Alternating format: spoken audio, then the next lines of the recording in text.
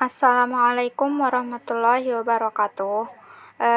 Baiklah, di sini saya akan mempresentasikan tentang insang, paru-paru, dan trakea.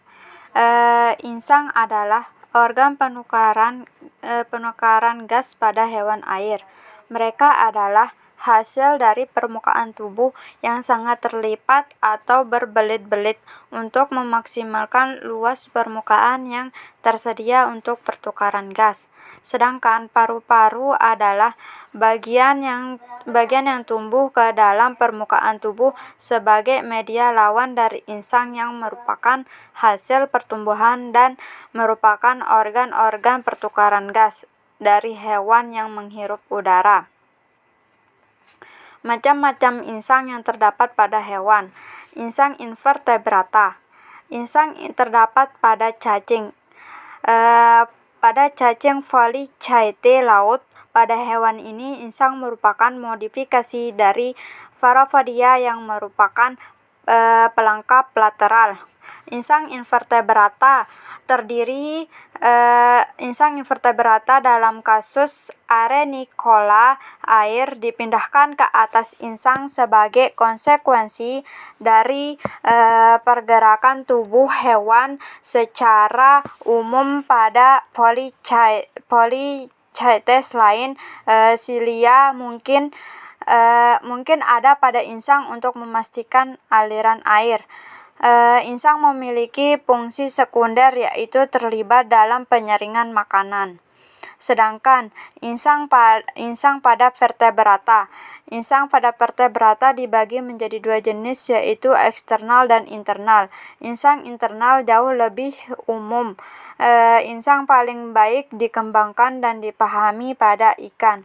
Insang vertebrata terdiri dari beberapa lengkungan insang yang memanjang dua baris filamen insang. Di atas setiap filamen terdapat deretan lamellae insang yang merupakan tempat pertukaran gas.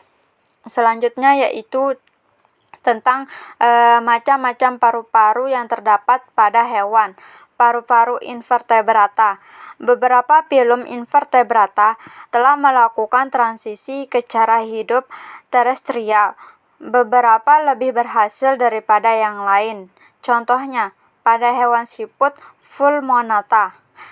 Pada paru-paru invertebrata, paru-paru ditemukan di belakang hewan siput Pulmonata, di mana rongga mantel yang menyatu dengan bagian hewan dan dapat ditutup ke atmosfer dengan penutupan pneumostom yang mampu berventilisasi, tetapi pertukaran gas antara lingkungan dan paru-paru umumnya terjadi melalui difusi sederhana.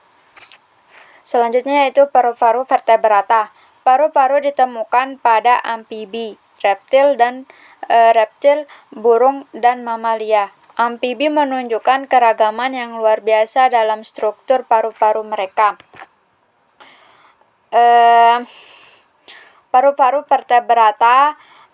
vertebrata mulai dari rongga non-compartmentalized sederhana hingga paru-paru yang sangat terkompartemen dan vaskuler dengan baik. Namun jika menyangkut ventilisasi paru-paru, mereka semua diventilisasi oleh pemompaan tekanan positif. Udara masuk dan keluar dari mulut hampir terus-menerus seperti yang dapat dilihat dari gerakan konstan mulut pada hewan-hewan ini. Selama tahap ini, udara dicegah masuk ke paru-paru dengan menutup glotis. Ketika ventilisasi paru-paru terjadi, lubang hidung yang sudah terbuka menutup. Glotis terbuka dan udara dipaksa masuk dari mulut ke paru-paru di bawah tekanan positif. Yang terakhir yaitu sistem trakea. Pertukaran pada gas rongga terjadi. Sistem trakea yaitu pertukaran gas pada serangga terjadi melalui serangkaian tabung yang disebut trakea, yang bercabang secara dikotomis menghasilkan tabung yang semakin halus yang disebut trakeol. Trakea terhubung ke lingkungan melalui lubang kutikula serangga yang disebut spirakel. Pada prinsipnya, udara disalurkan langsung ke sel-sel serangga. Dalam beberapa kasus trakeol diketahui menembus sel individu yang berakhir di dekat mitokondria. Pengaturan ini membuat sistem pernapasan tidak bergantung pada sistem peredaran darah. Pola dasarnya adalah 12 pasang spirakel. 3 pasang di antaranya terletak di dada, dengan sisanya terletak di perut. Umumnya semua trakea saling berhubungan satu sama lainnya.